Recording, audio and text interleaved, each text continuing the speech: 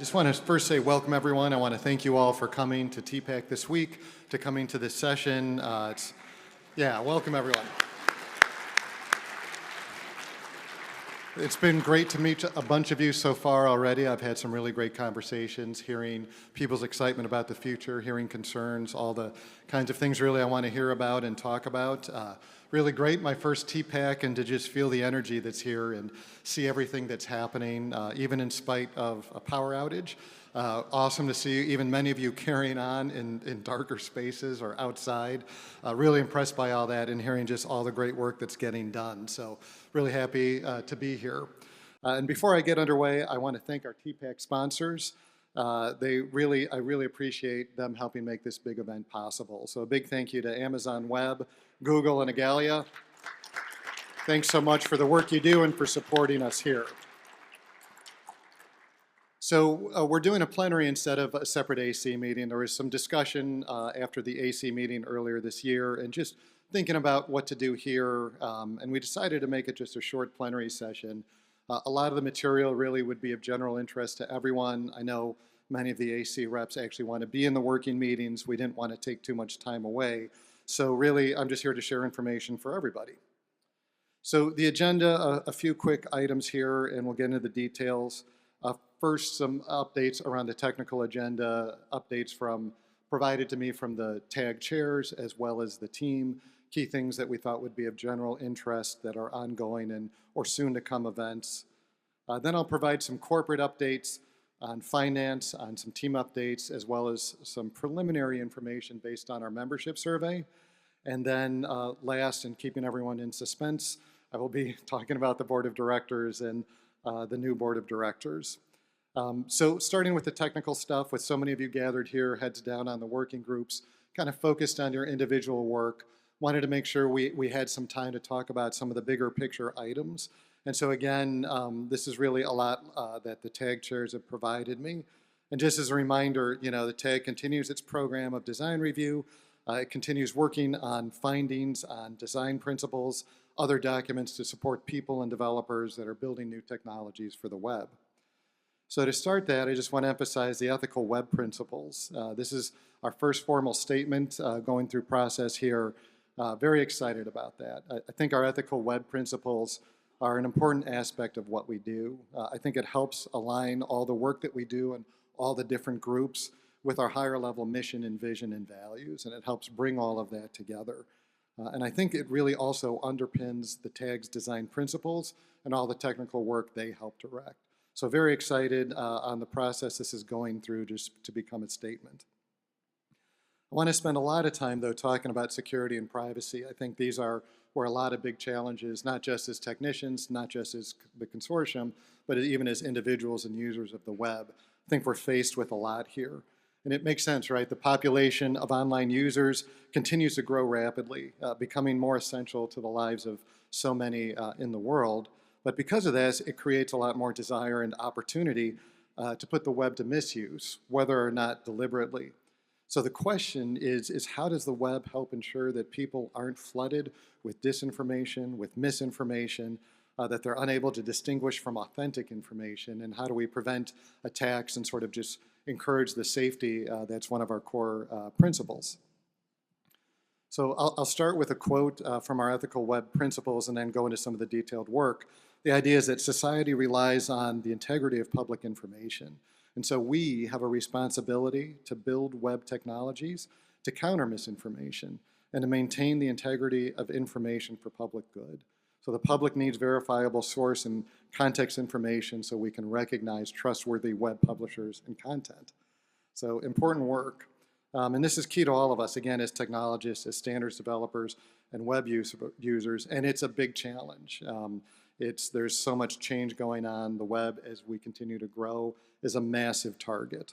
And so we've had a lot of sessions actually earlier in the year in the AC in April on this. I'll cover on a couple of those and some new events. So it wouldn't be a technology conference in 2024 without talking about AI briefly. There are a lot of risks and threats. These are not just AI driven, but I think in some ways AI is accelerating the profile of many of these. There are absolutely many positive uses of various forms of AI, but this is the security and privacy section, so I want to really talk about, elevate some of the concerns because they're general concerns, again, not just AI, around copyright threats, around misrepresentation, mis and disinformation. Deep fake technology continues to get frighteningly good. And I think a lot about how just the AI code generation makes it faster to develop code, and which means it's faster for bad actors to generate attacks and present new hazards for us even as we try to build out a safer web. And again, there's a lot of sources of all of this. So looking particularly at the middle two, the disinformation, misrepresentation, and deepfake, I want to talk about some of the paths forward. First, in general, we have a GitHub discussion going on where AI intersects with the web and what we might want to do about it. Encourage you all to join that conversation if you have any kind of interest there. Second, though, earlier this year, Leonard Rosenthal in April of Adobe in April presented on C2PA in content credentials. And this is a project whose mission is to develop technical specifications that can establish content provenance and authenticity at scale. So that really important key there, to give publishers, creators, and consumers the ability to trace the origin of media. And so in part it's important their efforts are actually well aligned with some W3C principles and work, and in fact building on some of the work, I believe, from W3C's text and data mining community group. And we had a breakout, I think, earlier today on authenticity in the web, focusing on organizing a workshop on this topic for next year. So some good resources there for those that want to go deeper into it. And digital identities is a big area. This is continuing to increase in scope and scale as all of us have phones and other web access around the world. Digital identities have been in development in various forms for decades, but I think one of the interesting things is that governments are getting more interested in managing and in being even sources of digital identities. So becoming both providers and consumers of the technology. And that creates an even greater potential for the web to change and really to change the concept of digital identity as we know it. So given the scope and scale of this innovation and just how it's impacting the world and impacting our web, you know, in particular, privacy and other things have just become really key as I think about it. And we just have to continue to think about the balance in our ecosystem of convenience versus security and privacy. And there'll always kind of be a balance we need to make sure we land in the right place on. So more resources on this. Simone Onofre is the editor of an excellent document on identity in the web. It looks at both the market and the human side of identity and the various potentially conflicting needs. And at this point, it's helping to share our understanding of current and some expected impact of developments linked to identity. There's also a very recent draft report published by the web platform incubator CG on digital credentials. And it talks a lot about an API to enable user agents to mediate access to and presentation of digital credentials, such as a driver's license or government-issued identification card. And I'll talk a little bit more about some of those concerns in a minute. But last here is a draft federated identity work group. Charter is in process to develop specifications to enable users to authenticate and an identity or present a credential or some kind of set of claims in a way that's compatible with other protocols and remain supportive of user security and privacy and user agency in making decisions around that. So as we look at all these developments and all the demand that's growing, safety and privacy, you know, needs to be top of mind as we embrace our principles. Safely enabling all of these identity-related interactions is going to require some new thinking, some new mechanisms, some changes to existing mechanisms, and allowing the user agent to really allow individuals to select identity information just relevant to a given transaction, such as assertions, credentials, or specific attributes. I think these mechanisms need to be also viable for the issuers, for the identity providers, verifiers, relying parties to exchange information as securely and privately as possible. So it's a complex ecosystem, a lot of different stakeholders with different needs that we need to balance as we do this work. We're not alone in this work. There's protocols and formats being developed elsewhere, including ISO, IETF, OIDF. But the web platform layer needs to be standardized as well and provide a secure and privacy-preserving API framework that is both agnostic to, but compatible with all these different other identity request and response protocols and formats. So definitely an area where we need to work in partnership with some of our peer organizations. I talked a little bit briefly about government identity, and I want to dig a little bit deeper into the work that we're doing here, because I think this scenario raises a lot of questions as we think about developing the standards and building technology on those standards. If we think about, the idea of government identity, of using passports, driver's license, other government-issued IDs, there's a lot of benefit that could be used or that could be garnered from having a side credential for government use. What if a government agency website could access all your signed credentials as needed and biometrics to support asserting your own identity in a government-related transaction? There could be a lot of ease and a lot of convenience in doing that. But as we start thinking about implementing that, this requires both identity security for you, in other words, the government trusting that you're who you say you are, and you or your user agent being able to discern if the requester is actually the agency that they say they are, so that you can have that trusted handshake of information, that mutual verification of identity and provenance. But there's also a big question of privacy, because most of our government-issued IDs have a lot of personal information associated with them that you might not want to share in any given transaction. And so as we think about a government ID, we need to enable that targeted, controlled access to our identity, the data minimization principle and privacy. For example, a dual national might only want to share one ID as they're going through some particular government transaction for whatever reason. Or maybe if you're providing an ID to buy alcohol, you may not want your address being communicated as part of that simple age check, which right now actually with physical medium, people can see all of that. So as we start really digging into the hard work of developing and implementing government and other sort of related IDs, we do need to embrace the privacy principle that allows, that keeps people at the center of the decision making in these transactions of what kind of personal data actually gets shared. So a lot of work to do on privacy, thinking about some of the next steps. The TAG has recently released their recommendation on third-party cookies. There's a lot of work to do here, but I think a key aspect of this finding is about finding the balance between current expectations of our users, particularly ones that improve the user experience, and there are many, and making sure that user privacy, that agency that I just talked about, is also honored and respected in the process. So they're suggesting in this recommendation an approach of using technologies that are designed for purpose to meet these two different points, these almost conflicting needs, and find that balance. They've cited FedCM as a good example of working on this. I think there's also an important notion that APIs and solutions in this space, each API might in itself provide sort of a minimal risk surface, but we also need to be thoughtful as we build sort of a set of APIs and possibly disparate development communities that they don't in combination allow people to exploit them in ways that we wouldn't want it to be exploited. So it's a fairly complex space as we think about moving into an API world to do that. But to support all this, we have our privacy principles, and these are also going through a statement process. I encourage those that haven't seen that, absolutely worth reading through.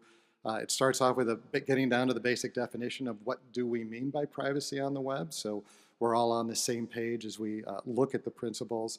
And then it outlines, design principles for spec authors, user agent developers, and web developers to help make sure we all get the guidance we need in ensuring privacy in the work we do.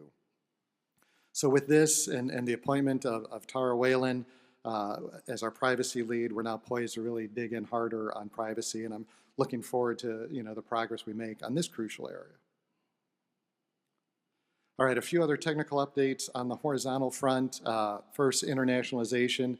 There's no big sort of headline with internationalization. There's just a lot of work that's been going on and worth highlighting. So I want to mention we continue to just do the important work of layout requirements and other support for different languages and scripts around the globe. And in the recent months, we've actually published layout requirements for 35 scripts, which is fantastic. Just continuing our goal to keep analyzing and filling the gaps in the support of languages from around the world. And this recent work includes additional support for scripts like Lao, Canadian Aboriginal syllabics, and Devanagari. So great work on the internationalization front. We also have a lot going on in the accessibility world as well. We're in the process of submitting WCAG 2.2 to ISO. So this is actually a really important step because there are parts of the world, several countries that actually are able to leverage ISO standards but not actually use W3C standards. So this is actually a great channel to continue to promote good accessibility practices around the world, and I'm excited that that's happening. They're also planning on publishing the WCAG, the WCAG 2 ICT, lots of letters in there, WCAG 2 ICT information in October. And this is going to really about applying WCAG beyond just what we do today to mobile apps, to documents, software, and other information. That's some work that's been going on, but we're really putting together all the information and communication technologies into this publication. And this is going to help support a lot of organizations that have accessibility requirements, may already be leveraging WCAG to extend those principles and standards into other media as well, so they can continue to meet their compliance needs. AI and accessibility, we have some work going on there. The W3C's Research Question Task Force for the Accessible Platform Architectures Working Group is documenting opportunities as well as issues with accessibility of machine learning and generative AI. So looking more forward to some of the updates there as well. And then last, as staffing, as you'll see in a minute, we've been building up team, including on the accessibility front. Part of that is to continue to support working group priorities, but also helping just enhance our broader mission, supplementing the work of the volunteer editors so we can just help make the standards progress the work faster through the system. We can also just excel at mission critical aspects like providing high quality translations of W3C accessibility resources and tools to support organizations around the world in meeting their accessibility goals. So big thanks to the accessibility groups that are working on that as well as the team. And then advanced APIs. I think the last thing the TAG chairs thought was worth mentioning is how the TAG is continuing to focus on advanced APIs and helping ensure that they're designed to get adoption across multiple implementers, like all the work that we try to do, meaning that the advanced API developers should avoid the temptation of browser-dependent web apps and really look at being webby, right? There's a lot of important features, I think, being developed here, but embracing the principles of our web, of our standards, needs to be an important part of this as well, making sure they're open and interoperable and honor all our horizontals in the process of developing them. A lot of ways to get involved. All of these things together, I think, just demonstrate some of the need for us to work together across these horizontals, across all these other works, and make sure that we're aware of stuff happening in some of the groups. We can't talk about everything that's going on in a short plenary, but hopefully that gives you some ideas of some of the key work that I think affects all of us that's happening right now.